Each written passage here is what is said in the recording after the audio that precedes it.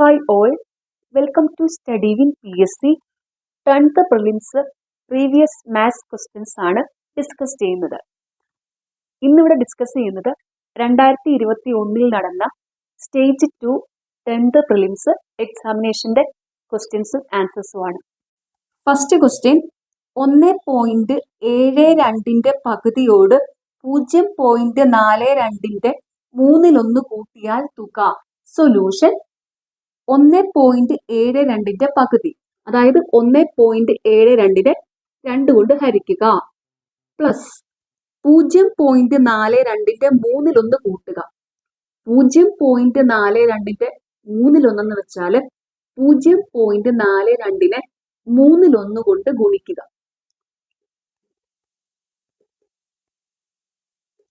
Is equal to 1.72/2 0.86 42/3 14. അപ്പൊ ഇത് 0.42 ആകുമ്പോൾ 0.14. 0.86 പ്ലസ് 0.14 1 വരും. Answer option A 1.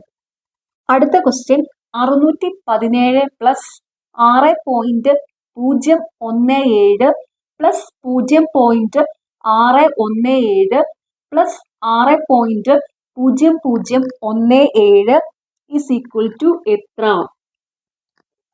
സൊല്യൂഷൻ ഇതെല്ലാം കൂടെ തമ്മിൽ ആഡ് ചെയ്യാം. 617 പ്ലസ്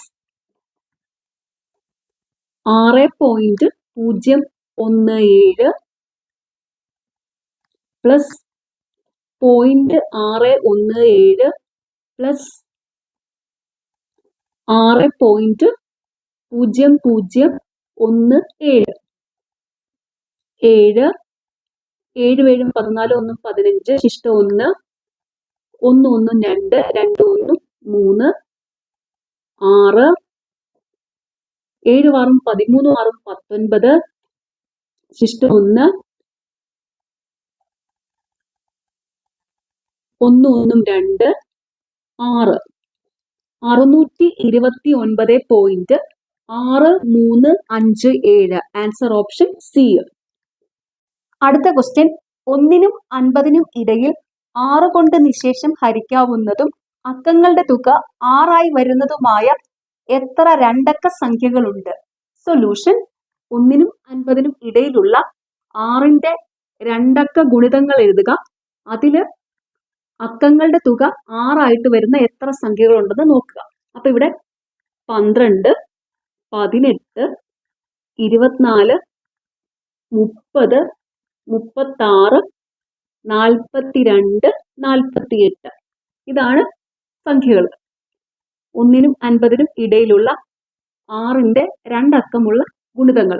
അപ്പൊ ഇതില് അക്കങ്ങളുടെ തുക 6 ആയിട്ട് വരുന്നത് 2 1 3, 8 1 9, 2 4 6. അപ്പൊ ഇതൊരെണ്ണായി 24, 3 3 6 9, 4 2 6. അപ്പൊ രണ്ട് സംഖ്യകളായി 42, 4 8 12.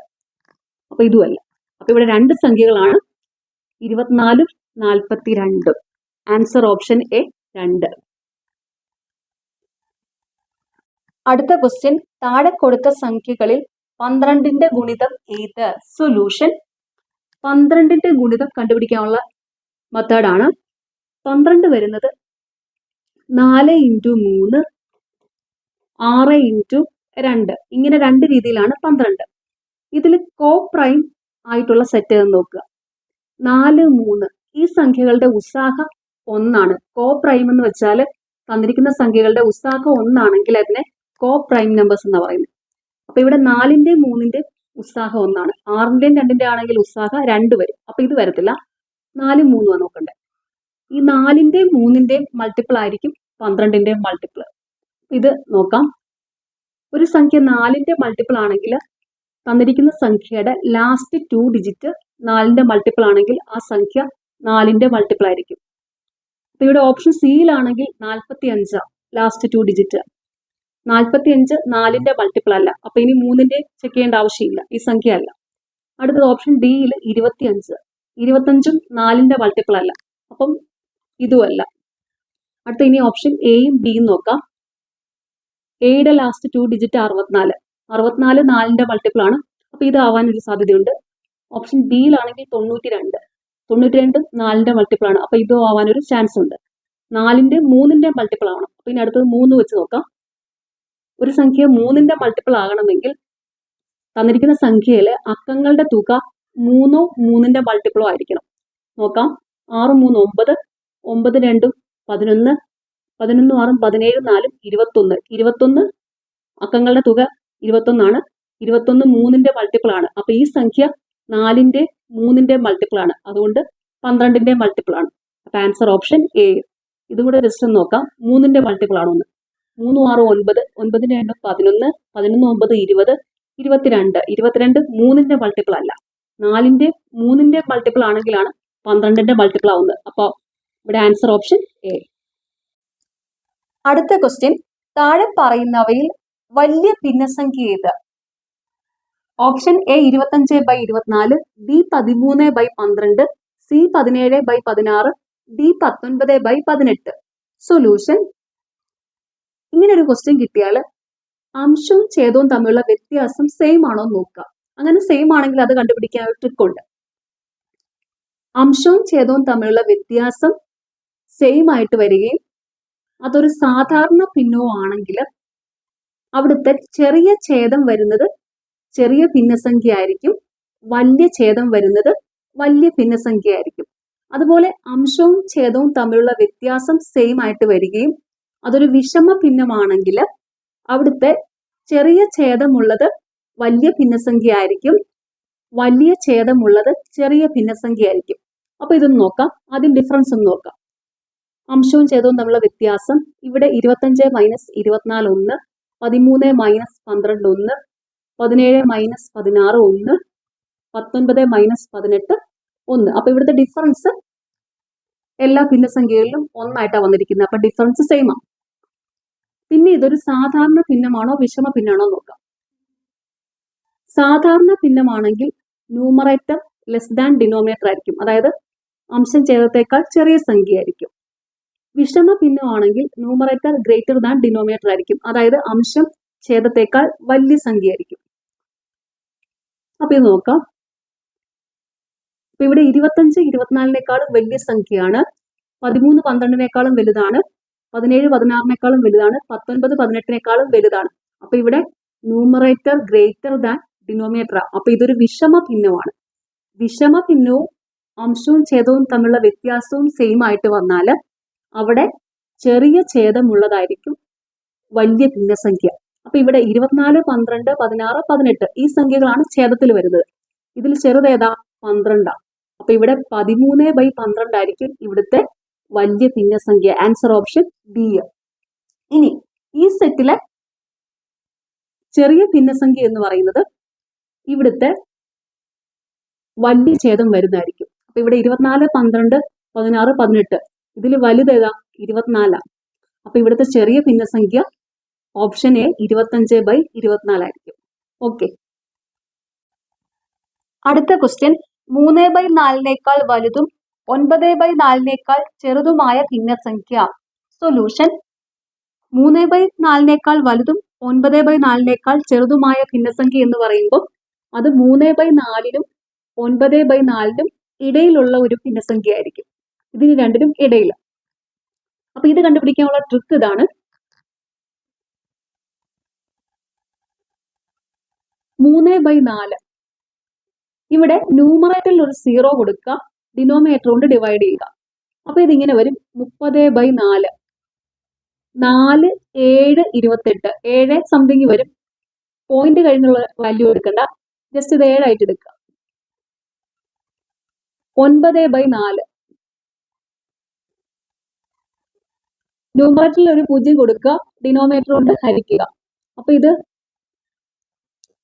4 2 8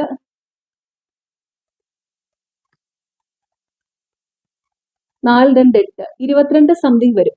22 പോയിന്റ് വരും. പോയിന്റിന് ശേഷമുള്ളത് എടുക്കണ്ട. അപ്പൊ ഇത് 22. അപ്പം 7നും 22നും ഇടയിലുള്ള ഒരു സംഖ്യ ആയിരിക്കും വരേണ്ടത്. അത് ഇതെല്ലാം അങ്ങനെ ഒന്ന് ചെക്ക് ചെയ്ത് നോക്കുക. ഈ 4 ഓപ്ഷന്റെ വാല്യൂവിൽ ഏതാണ് 7നും 22നും ഇടയിൽ വരുന്നത്, അതായിരിക്കും 3/4നും 9/4നും ഇടയിലുള്ള ഭിന്നസംഖ്യ. നോക്കാം.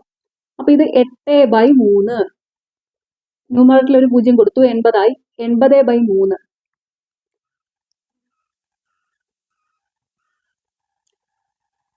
26.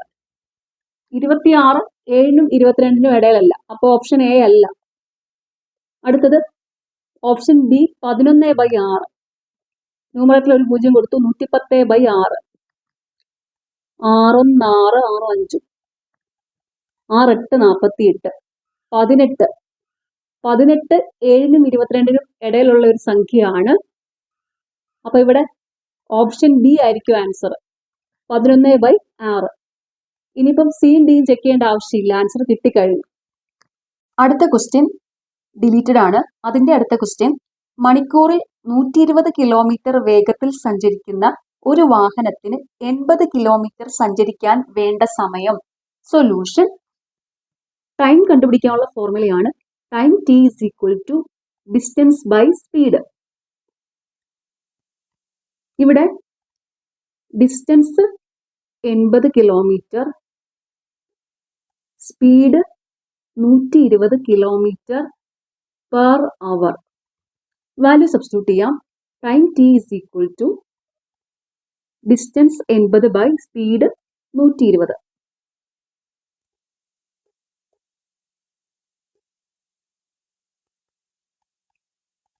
മൂന്നിൽ 2 മണിക്കൂർ. ആൻസർ കണ്ടുപിടിക്കേണ്ടത് മിനിറ്റിലാണ്. മണിക്കൂറിനെ മിനിറ്റ് ആക്കാനായിട്ട് 60 കൊണ്ട് ഗുണിക്കുക. അപ്പൊ into 60. 20 × 2 40 minute. Answer option A. അടുത്ത ക്വസ്റ്റ്യൻ, ആദ്യത്തെ 20 എണ്ണൽ സംഖ്യകളുടെ ശരാശരി എത്ര? സൊല്യൂഷൻ. സമാന്തര ശ്രേണിയിലുള്ള ഏത് സംഖ്യകളുടെയും ശരാശരി കണ്ടുപിടിക്കാനുള്ള ഫോർമുലയാണ് average is equal to first number plus last number divided by 2.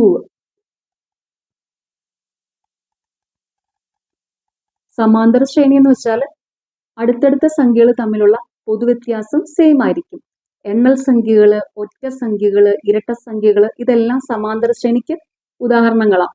എണ്ണൽ സംഖ്യകളാണെങ്കിൽ പൊതുവ്യത്യാസം 1 ആയിരിക്കും, ഒറ്റ സംഖ്യകളാണെങ്കിൽ പൊതുവ്യത്യാസം 2 ആയിരിക്കും, ഇരട്ട സംഖ്യകളാണെങ്കിൽ പൊതുവ്യത്യാസം 2 ആയിരിക്കും. അപ്പൊ സമാന്തര ശ്രേണിയിലുള്ള ഏതൊരു സംഖ്യകളുടെയും ശരാശരി കണ്ടുപിടിക്കാനുള്ള ഫോർമുലയാണ് ഇത്. അപ്പൊ ഇവിടെ വാല്യൂ സബ്സ്റ്റിറ്റ്യൂട്ട് ചെയ്യാം. Average is equal to first number, ആദ്യത്തെ 200 എണ്ണൽ സംഖ്യകൾ, first number 1, last number 200 by 2. 201/2 100.5. Answer option A.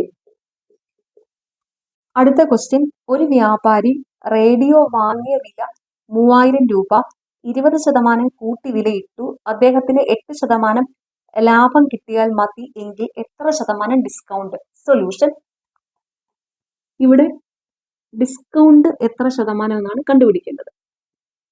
Discount percentage. Cost price തന്നിട്ടുണ്ട് 3000 രൂപ. ഡിസ്കൗണ്ട് കണ്ടുപിടിക്കുന്നത് പരസ്യവില വിറ്റ വില അനുസരിച്ചാണ് ഡിസ്കൗണ്ട് കണ്ടുപിടിക്കുന്നത്. പരസ്യവില വിറ്റ വില. അപ്പൊ ഇവിടെ പരസ്യവില എന്ന് വെച്ചാൽ market price. Market price MP കണ്ടുപിടിക്കണം, സെല്ലിംഗ് പ്രൈസ് SP കണ്ടുപിടിക്കണം. ഇത് രണ്ടും വെച്ചിട്ടാണ് ഡിസ്കൗണ്ട് കണ്ടുപിടിക്കുന്നത്. ഡിസ്കൗണ്ട് എന്ന് വെച്ചാൽ MP മൈനസ് SP ആണ് ഡിസ്കൗണ്ട്. അതായത് market price minus selling price. Discount percentage എന്ന് പറയുന്നത് market price minus selling price divided by market price into 100. അപ്പൊ ഇവിടെ 3000 രൂപ 20% കൂട്ടി വിലയിട്ടു. അപ്പം പരസ്യവില അല്ലെങ്കിൽ മാർക്കറ്റ് പ്രൈസ് എന്ന് പറയുന്നത് 3000 രൂപ 20% കൂട്ടി വിലയിട്ടു. അപ്പോൾ 3000ന്റെ 10% എന്ന് പറയുമ്പോൾ 300. അതായത് ഒറ്റയുടെ സ്ഥാനത്ത് നിന്ന് ഒരക്കം മാറ്റി ഒരു പോയിന്റ് ഇട്ടാൽ 10% ആയിരിക്കും. ഒറ്റയുടെ സ്ഥാനത്ത് നിന്ന് 2 അക്കം മാറ്റി ഒരു പോയിന്റ് ഇട്ടാൽ അത് 1% ആയിരിക്കും. അപ്പൊ ഇവിടെ 10% എന്ന് പറയുമ്പോൾ 3000ന്റെ 10% 300. അപ്പൊ 20% എന്ന് പറയുമ്പോൾ 300ഉം 300ഉം 600. അപ്പൊ മാർക്കറ്റ് പ്രൈസ് ഇവിടെ 3000 രൂപ 20% കൂട്ടി വിലയിട്ടു. അപ്പം 3000 പ്ലസ് 600 3600 പരസ്യവില. സെല്ലിംഗ് പ്രൈസ് കണ്ടുപിടിക്കാം. അദ്ദേഹത്തിന് 8% ലാഭം കിട്ടിയാൽ മതി. സെല്ലിംഗ് പ്രൈസ് എന്ന് പറയുമ്പം 3000ന്റെ 8% അല്ലെ, 3000ന്റെ 1% എന്ന് പറഞ്ഞാൽ ഒറ്റയുടെ സ്ഥാനത്ത് നിന്ന് 2 അക്കം മാറ്റൊരു പോയിന്റ് ഇടുക. അപ്പൊ ഇത് 30 ആയി. 30ആണ് 3000ന്റെ 1%. അപ്പൊ 8% ആകുമ്പോൾ 30 × 8 240 വരും. അപ്പം സെല്ലിംഗ് പ്രൈസ് എന്ന് പറയുന്നത് 3000 പ്ലസ് 240 3240. അല്ലെങ്കിൽ നമ്മുടെ സാധാരണ ഫോർമുല ഉപയോഗിച്ച് ചെയ്യാം കേട്ടോ. 3000 × 100 8% പ്രോഫിറ്റ് എന്ന് പറയുമ്പോൾ 108 ഇസ് ഈക്വൽ ടു 3240. ഇങ്ങനെയും കണ്ടുപിടിക്കാം സെല്ലിംഗ് പ്രൈസ്. ഓക്കെ, ഇവിടെ സെല്ലിംഗ് പ്രൈസും കിട്ടി. അപ്പൊ ഇനി വാല്യൂ സബ്സ്റ്റിറ്റ്യൂട്ട് ചെയ്യാം. പിന്നെ ഈ ഡിസ്കൗണ്ടിന്റെ ഈ ഫോർമുല ഓർത്ത് വയ്ക്കാൻ ഒരു ക്ലൂ പറഞ്ഞുതരാം. എപ്പോഴും ഈ ലോസ് കണ്ടുപിടിക്കുന്ന പോലെ തന്നെ ഡിസ്കൗണ്ട് പെർസെൻറ്റേജ് കണ്ടുപിടിക്കുന്നത് വലിയ വാല്യൂവിൽ നിന്ന് ചെറിയ വാല്യൂ കുറച്ചിട്ട് വലിയ വാല്യൂ കൊണ്ട് ഹരിച്ച് 100 കൊണ്ട് ഗുണിക്കുക. അങ്ങനെ തന്നെയാണ് ലോസും കണ്ടുപിടിക്കുന്നത്. ലോസ് പെർസെൻറ്റേജും ഡിസ്കൗണ്ട് കണ്ടുപിടിക്കുന്നത് അങ്ങനെ തന്നെയാണ്. അപ്പൊ ഇവിടെ ഡിസ്കൗണ്ട് പെർസെൻറ്റേജ് എന്ന് പറയുന്നത് വലിയ വാല്യൂവിൽ നിന്ന് ചെറിയ വാല്യൂ കുറയ്ക്കുക, അല്ലെങ്കിൽ MP - SP എന്ന് ഓർക്കുക കേട്ടോ. അപ്പൊ ഇവിടെ 3600 മൈനസ് ചെറിയ വാല്യൂ 3240 ഡിവൈഡഡ് ബൈ വലിയ വാല്യൂ കൊണ്ട് ഹരിക്കുക 3600, അല്ലെങ്കിൽ MP കൊണ്ട് ഹരിക്കുക into 100. That is equal to 3600 minus 3240 360. 360 by 3600 into 100.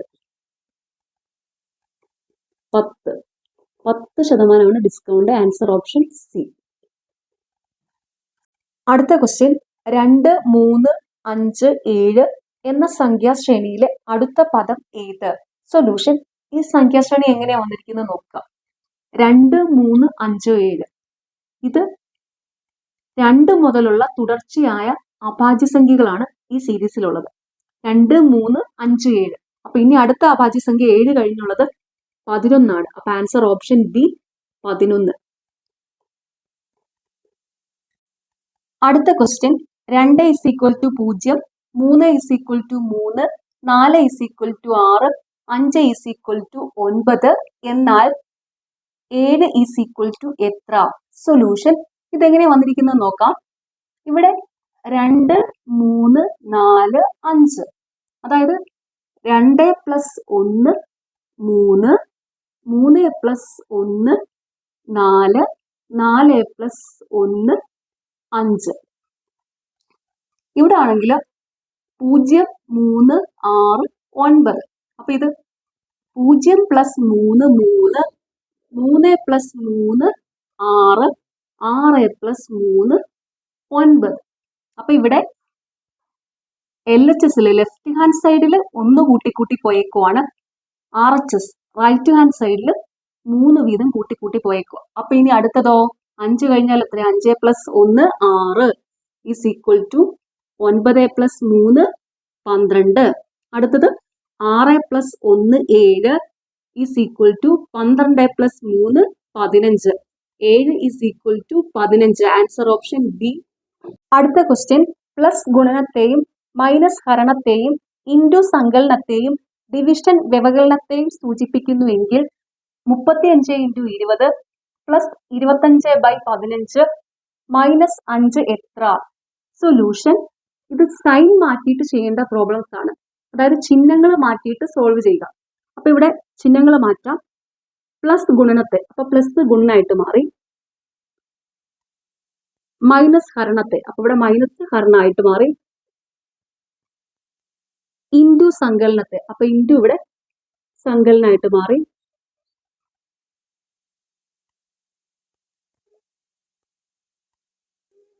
Division വ്യവകലനത്തെ, അപ്പൊ ഇവിടെ ഡിവിഷൻ വ്യവകലനം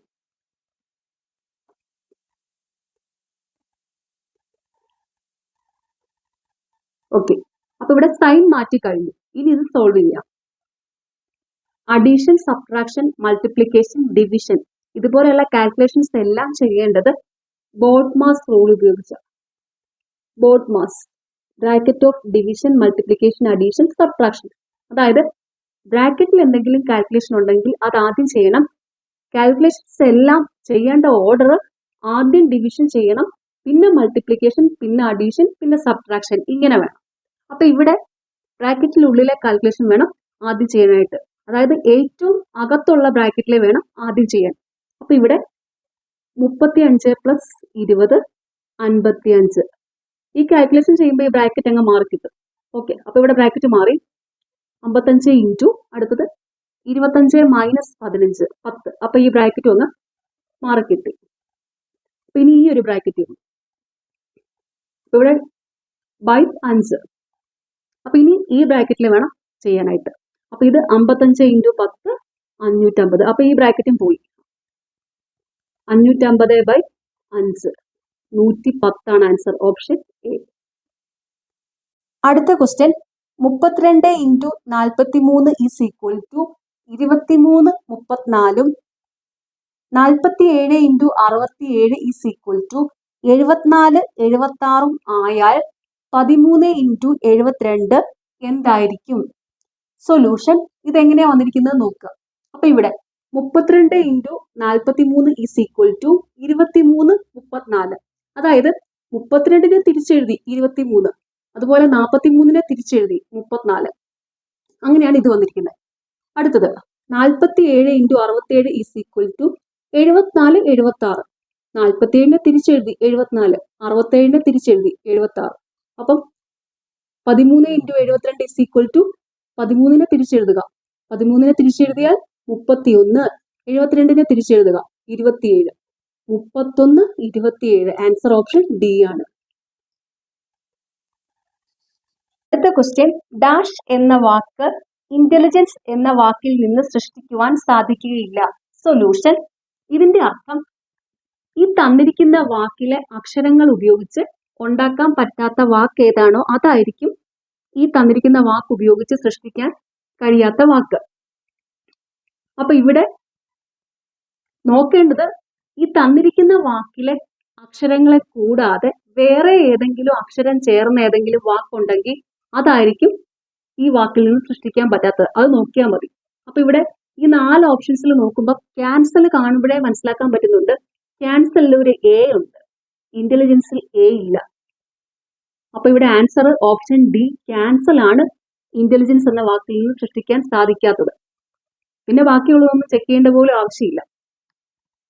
അപ്പൊ ഇതിലില്ലാത്ത അക്ഷരം വെച്ചുള്ള വാക്ക് നോക്കിയാൽ മതി.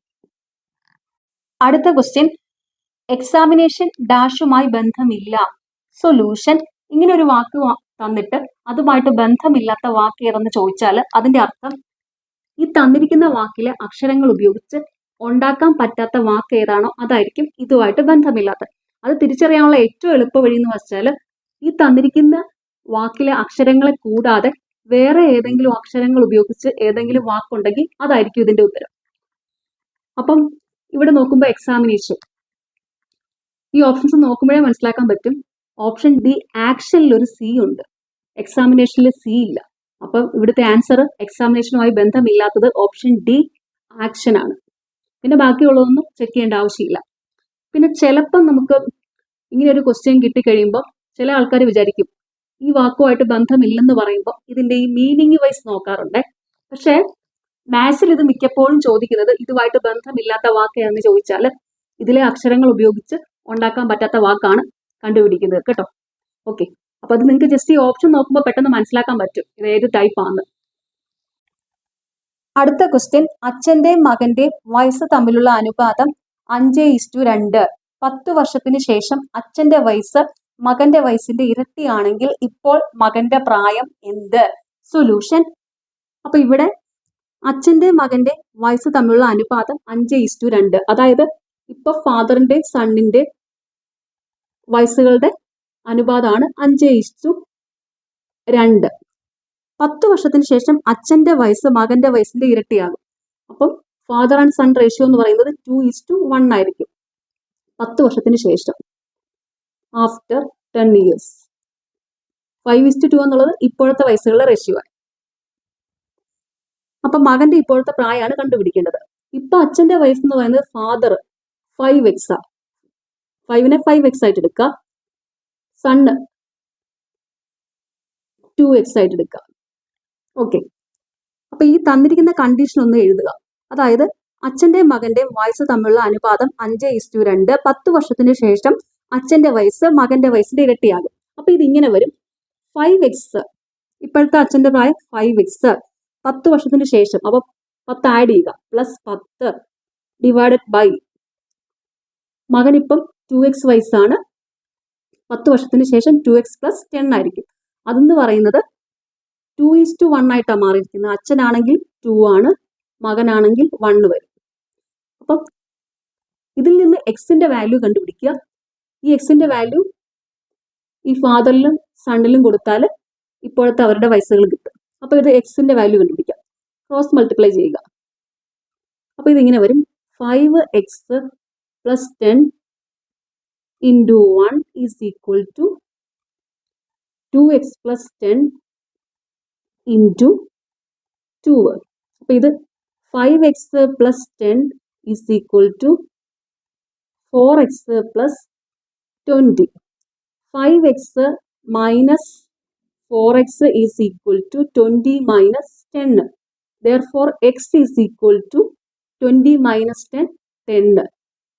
എക്സിന്റെ വാല്യൂ 10 എന്ന് കിട്ടി. 10 അല്ല കേട്ടോ ഉത്തരം 10 അല്ല. ഇപ്പം അച്ഛന്റെ പ്രായം 5x ആണ്, മകന്റെ പ്രായം 2x ആണ്. ചോദ്യം മകന്റെ ഇപ്പോഴത്തെ പ്രായം കണ്ടുപിടിക്കേണ്ടത്. അപ്പം ഈ എക്സിന്റെ വാല്യൂ ഈ 2xൽ കൊടുക്കണം. അപ്പൊ ഇത് 2 into 10, 20 ആയിരിക്കും മകന്റെ ഇപ്പോഴത്തെ പ്രായം. അച്ഛന്റെ പ്രായമാണെങ്കിലോ, ഫാദറിന് ഇപ്പൊ 5x വയസ്സാണ്, അപ്പൊ അത് 5 into 10, 50 ആയിരിക്കും. അപ്പൊ ഇവിടെ ആൻസർ സണ്ണിന്റെ പ്രായമാണ്. ആൻസർ ഓപ്ഷൻ ബി 20 ആണ്. ഇനി ഇത് വേണമെങ്കിൽ ഓപ്ഷൻ നോക്കിയും കണ്ടുപിടിക്കാം. അതിങ്ങനെയാണ്. ഓപ്ഷൻ നോക്കി അച്ഛന്റെയും മകന്റെയും വയസ്സുകൾ തമ്മിലുള്ള അനുപാതം 5:2 ആണല്ലോ ഇപ്പോഴത്തത്. അപ്പൊ ഇപ്പോഴത്തെ അവരുടെ പ്രായം എന്നാ? സണ്ണിനാണെങ്കിൽ സണ്ണിന്റെ പ്രായമാണല്ലോ കണ്ടുപിടിക്കേണ്ടത്. സണ്ണിൻ്റെത് 2x ആയിട്ട് എടുക്കുക. അപ്പം ഇവിടെ ഓപ്ഷൻ എ ആണെങ്കിൽ 10 തന്നിരിക്കുന്നത്. അപ്പം ഇപ്പോഴത്തെ വയസ്സ് 2x ആണ് സണ്ണിൻ്റെത്, അത് 10 ആയിട്ട് എടുക്കുക. എക്സിന്റെ വാല്യൂ കണ്ടുപിടിക്കുക. 10/2 5 ആയിരിക്കും. അപ്പൊ ഇവിടെ അച്ഛന്റെ പ്രായമാണെങ്കിലോ 5x, മകന്റെ പ്രായം 2x ആണ്.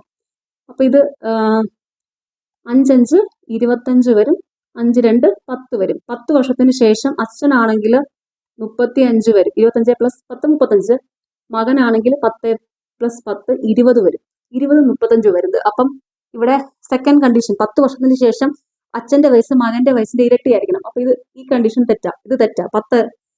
10 വരത്തില്ല. ഇനി അടുത്തത് നോക്കാം. 20 ഇട്ട് നോക്കാം. 20 ഇട്ട് നോക്കുമ്പോൾ ആദ്യം സണ്ണിൻ്റെത് എത്രയാണ്? 2x അല്ലേ? സണ്ണ് 2x ആണ്. 5:2 ആയതുകൊണ്ട് 2x വരും സണ്ണിൻ്റെത്. അപ്പം 2x ഈസ് ഈക്വൽ ടു എത്രയാ? 2x ഈസ് ഈക്വൽ ടു 20 ആണെന്ന് പറഞ്ഞിരിക്കുന്നത്. അപ്പൊ x ഈസ് ഈക്വൽ ടു 20/2 10 വരും. അപ്പൊ x 10 ആയിട്ട് കിട്ടി. അപ്പം അച്ഛന് 5x മകന് 2x ആണ് ഇപ്പോഴത്തത്. അപ്പൊ ഇത് 10 × 5 50 വരും. 10 × 2 20 വരും. അച്ഛൻ 50ഉം മകൻ 20ഉം ആണ് ഇപ്പം. അപ്പൊ 10 വർഷത്തിന് ശേഷം അച്ഛനാവുമ്പം 50 + 10 60, മകനാണെങ്കിൽ 20 + 10 30 വരും. അപ്പൊ ഇവിടെ സെക്കൻഡ് കണ്ടീഷൻ എന്താ പറയുന്നത്? 10 വർഷത്തിന് ശേഷം അച്ഛന്റെ വയസ്സ് മകന്റെ വയസ്സിന്റെ ഇരട്ടിയായിരിക്കും. അപ്പൊ 30ന്റെ ഇരട്ടിയാണല്ലോ 60. അപ്പൊ ഇത് സാറ്റിസ്ഫൈ ചെയ്യുന്നുണ്ട്. അപ്പൊ ഇത് ഇവിടെ വരുന്നത് മകന്റെ പ്രായം എത്രയാ? 20 വയസ്സായിരിക്കും. മകന്റെ പ്രായം 20. അപ്പൊ ഇങ്ങനെ ഓപ്ഷൻ നോക്കിയും കണ്ടുപിടിക്കാം. അല്ലെങ്കിൽ ഇതാണ് ഇതിന്റെ പ്രോപ്പർ മെത്തേഡ് ഇതാണ്. ഈ മെത്തേഡ് സിമ്പിളാണ്. 9 കുട്ടികളുള്ള ഒരു ക്ലാസ്സിൽ നന്ദുവിന്റെ റാങ്ക് 20 എങ്കിൽ അവസാന റാങ്കിൽ നിന്നും നന്ദുവിന്റെ സ്ഥാനം എത്ര? സൊല്യൂഷൻ. 2 ഓപ്പോസിറ്റ് ഡയറക്ഷനിലുള്ള പൊസിഷൻസ് തന്നിട്ട് ടോട്ടൽ കണ്ടുപിടിക്കാനുള്ള ഫോർമുലയാണ്. 2 ഓപ്പോസിറ്റ് ഡയറക്ഷൻസ് എമ്മും എന്നും ആയാൽ total T is equal to M plus N minus 1. അതായത് ഈ 2 പൊസിഷൻസ് തമ്മിൽ ആഡ് ചെയ്യുക, അതിൽ നിന്ന് 1 കുറയ്ക്കുക. അപ്പൊ ഇവിടെ ടോട്ടൽ 50. ആദ്യ റാങ്കിൽ നിന്നുള്ള സ്ഥാനം അത് എം ആയിട്ട് എടുക്കാം 20. അവസാന റാങ്കിൽ നിന്നുള്ള സ്ഥാനം എൻ ആയിട്ട് എടുക്കാം -1. അപ്പം ഇവിടെ 50 is equal to 20 minus 1 19 plus n. therefore n is equal to 50 minus 19 is equal to 31. Answer option D ആണ്. അടുത്ത ക്വസ്റ്റ്യൻ, താഴെ പറയുന്നവയിലെ വ്യത്യസ്തനാര്? പരുത്തി, ടെർലിൻ, കമ്പിളി, പട്ട്. സൊല്യൂഷൻ. ഇവിടെ ആൻസർ ഓപ്ഷൻ ബി ടെർലിൻ ആണ്.